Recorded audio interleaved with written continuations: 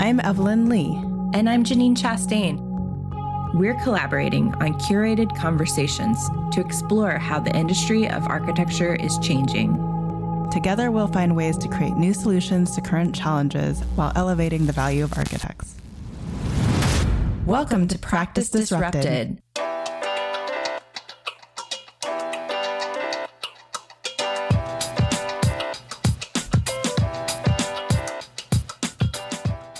Hello, listeners. Hello, Janine.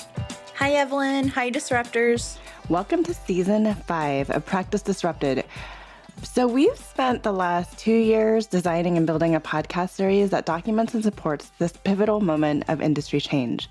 Before the pandemic hit, we knew the field of architecture was transforming, or I would alternatively say Janine and I were desperately trying to transform the profession. But through the pandemic, we've seen things continue to adapt and shift. Each season, we handpick speakers with varied backgrounds to help us frame a larger narrative about change, while also supporting specific themes we're exploring on the show. So some of those include business strategy, operations, technology, cultural shifts, entrepreneurship, and more. But today marks the start of the next series of conversations, and we're really excited to roll this next season out. Our lineup for Season 5 is already a long and growing list, but we're excited to introduce you to this new group of disruptors, and we welcome any new disruptors that you are interested in sending our way to. And something I've been thinking about for a while is testing out some new experimental audio on the show in support of doing things in innovative and new ways. I personally enjoy thinking of different ways to tell stories each season. So today's episode is going to be the first pass at that attempt. Yes, I think, like we talk about with business, like we talk about even within our own practices, we are constantly pivoting and transforming and changing. And I think this podcast, as Practice Disrupted, should be no different. So let's set the stage so our listeners know where they're heading. Yes. And in today's episode, you're going to be traveling with us to Chicago, where we're going to join over 11,000 architects and designers. This episode is a recap and experiential audio of attending the AIA's largest conference. And this year, we were finally back in person. And Evelyn, it's something that you and I've been both looking forward to for some time. So I thought it'd be the perfect opportunity to bring our listeners along to experience what participating in an event like this is like. And I'm sure there are many folks out there who've never been to an AIA event at this scale. Yes, and this is also a wonderful way to exercise our sound editor and see what he can do with these clips. So thank you, Stace. Indeed. Thanks, Stace. So let's jump into it. So we tracked down a good friend of mine, Tennille Bettenhausen. And Tennille, just wanted to ask you, what are you thinking about the conference right now? I think it's awesome. I love being back in person and just enjoying getting to see old friends and making new friends. I think it's been really, really fun. So they supposedly did a little bit of a revamp on the expo floor this year. Love to get your perspective. I have my own thoughts, but go for it. I think from the exhibitor side, it's kind of neat to have all of your specialty together.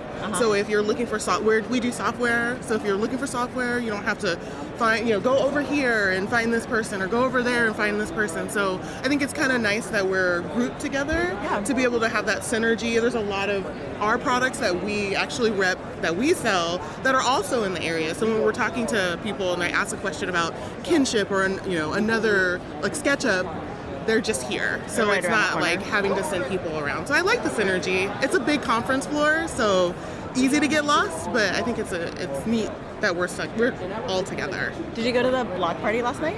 I did. How was that? It was awesome. I think it was really cool. I loved all the entertainment. I loved the balloon lady tray pass, snacks, and they had a drum line. I thought it was great energy to bring into the conference floor. Yeah, so one great thing about Tennille, she is a host of Death by Architecture, and she has new episodes that come out the first Tuesday of every month. So if you are a real true crime listener fan, and you love architecture, here's like a very unique overlap. And she finds stories that I did not know exist existed in this profession, and yet they are there. Yeah, we're more murderous than you think.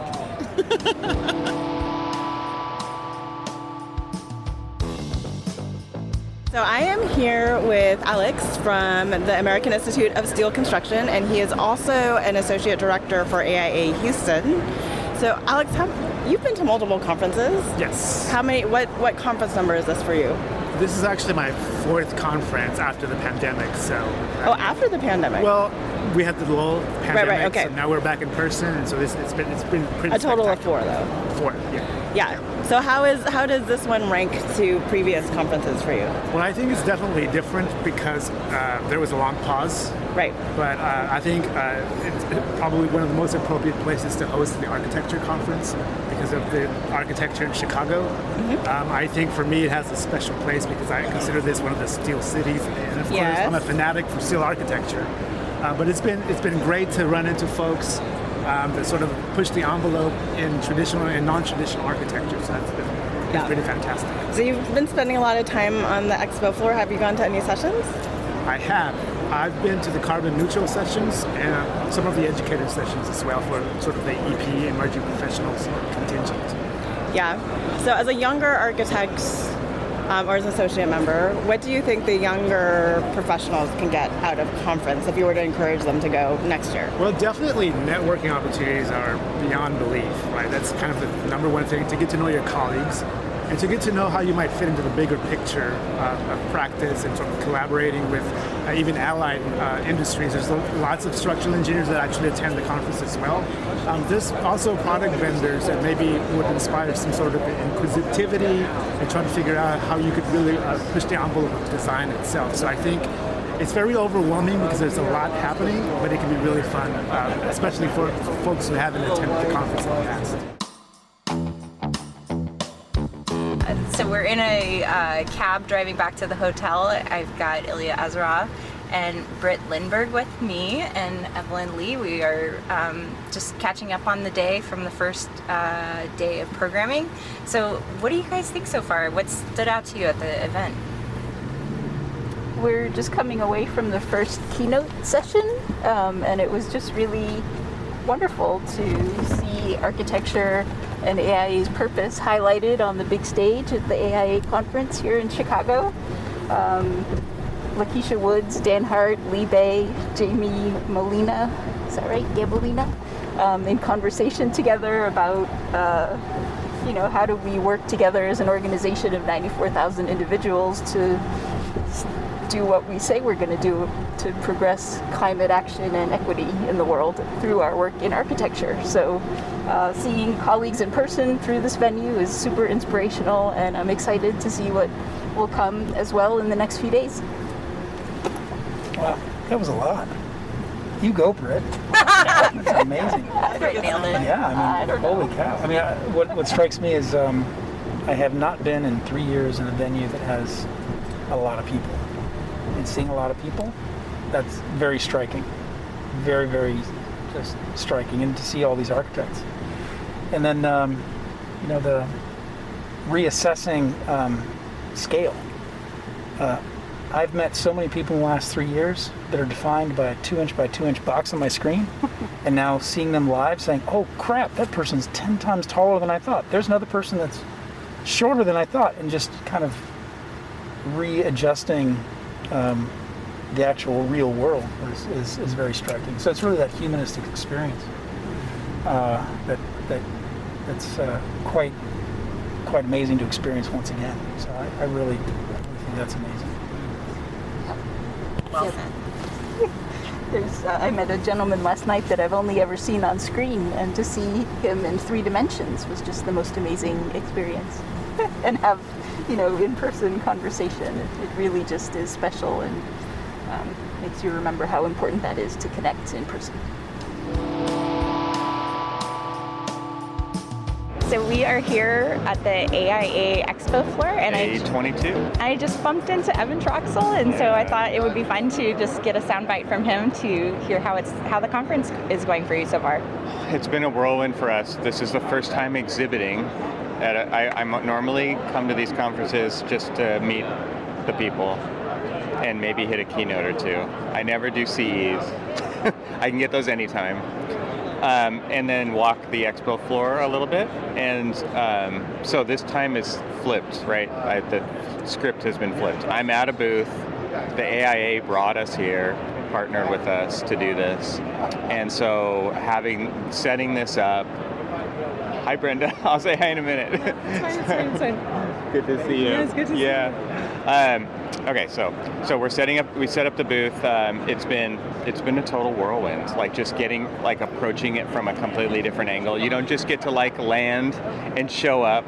It's like all of this prep. Everything has to be dialed, right? And you know what it's like to create presentations for a user group or other architects in a firm. It's like we're control freaks, right? Yeah. We want to control every bit of it, and that's like amplified times 100 for us here because we're trying to bridge the gap between product manufacturers and architects early on in the design phases, when architects could use the most help, but are the most reluctant to ask, and building product manufacturers don't know how to address architects because they're always selling stuff and we don't buy it, right? So our goal is to help kind of mend that relationship so that we can address these issues early in design and get our design intent realized.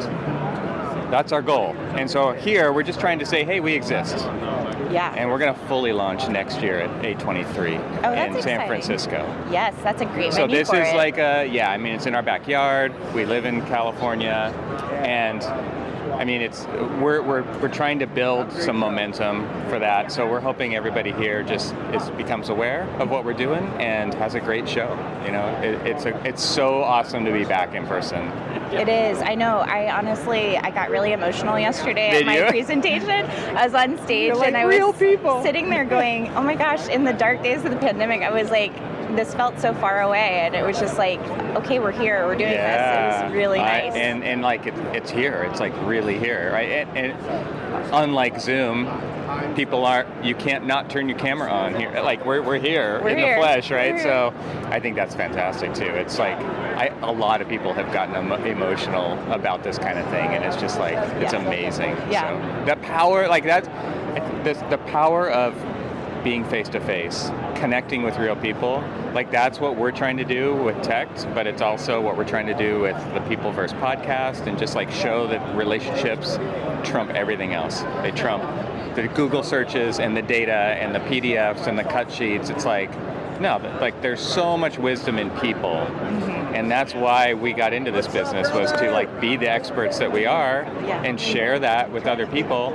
And architects can't know everything about everything, right? And so it's like, man, if you could just tap the right person at the right time, that's really that's like, I think we all know this as architects, but we've all kind of like, you know, it's like boiling the frog. We've slowly gotten to this point where, okay, we just go straight to the Google search. Like, I think it actually is like, no, you have some experts that you can call on, and you just pick up the phone and learn more in 20 minutes than you could in a 3-hour-long internet search, right? So. Yeah, I mean, I think that's really well said. I think convention for me has always, and I've been coming for a very long time, it's always been about relationships. It's always been about meeting people in person, getting to know them, understanding what they have to offer in the space of the AEC built environment, and then like continuing to foster those relationships and find partnership. You've built this audience on your podcast, right? And it's like, this is the place where those people show up too. Right. It's like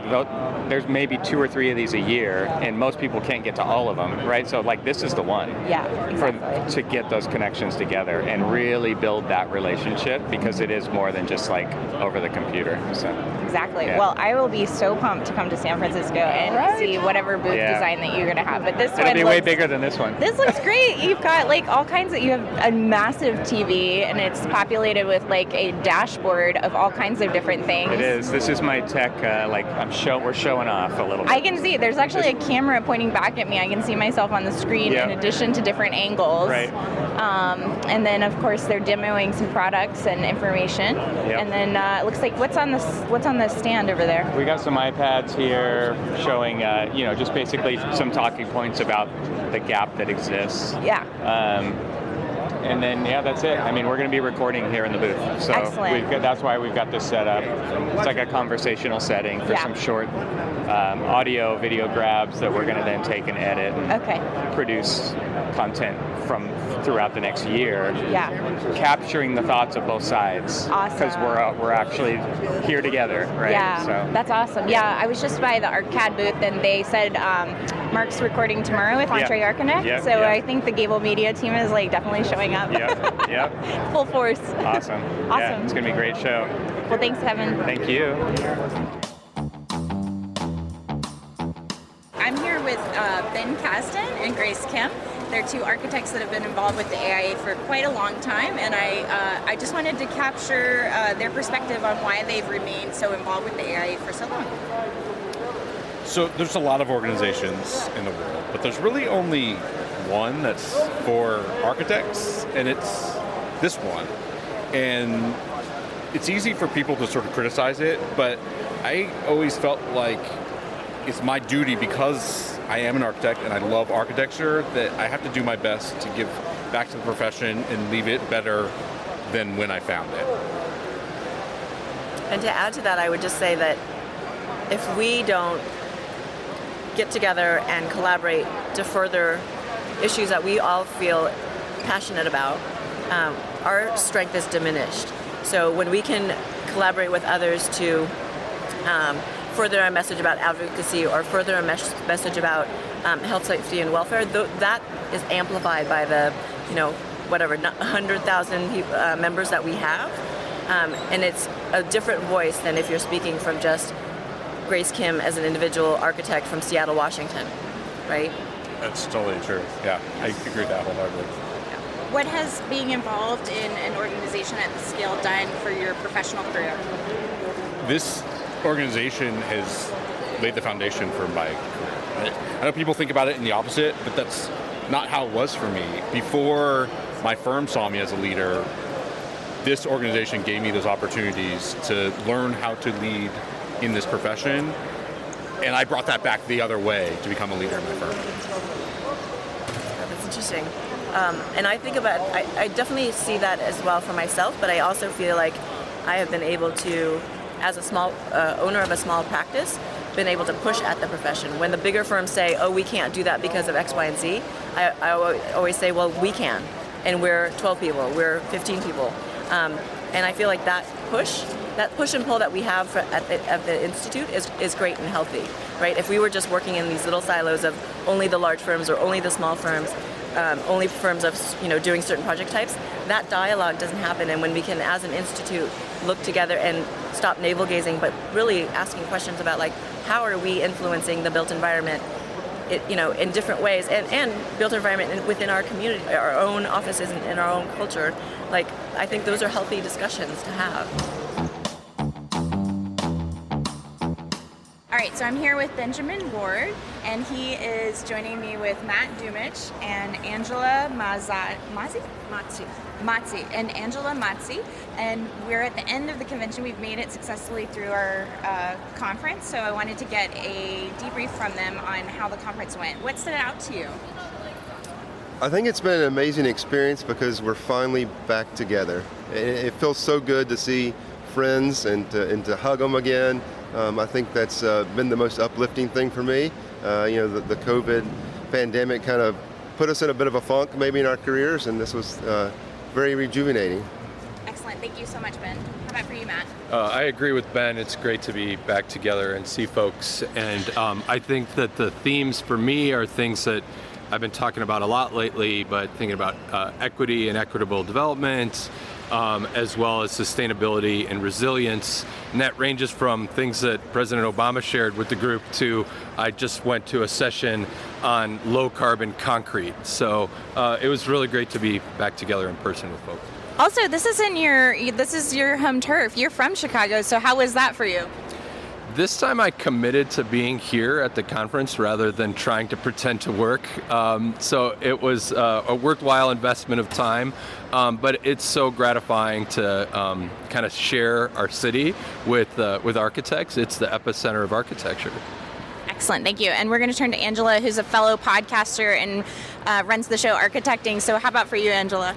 Janine, for me, it was this idea that success doesn't ask permission, that we just all need to be unflinching advocates for the power of design and really help people understand how architects can help them build a better world. Excellent. Thank you. You heard it live from the convention floor as we close out the conference. Hi, Disruptors. If you like the content from today's show, you can find all of our past episodes over on practiceofarchitecture.com/podcast. Be a part of the conversation by joining us, our speakers, and others in our community at practiceofarchitecture.com/community. Our social media handle is @practiceofarch. That's @practiceofarch. We love to hear from you. Drop us a note to say hello. This show is part of Gable Media. You can learn more about other podcasts and video channels in our community by visiting gablmedia.com. Thank you for joining us on Practice Disrupted, a podcast by Practice of Architecture. Tune in next week for a new conversation on change in the profession.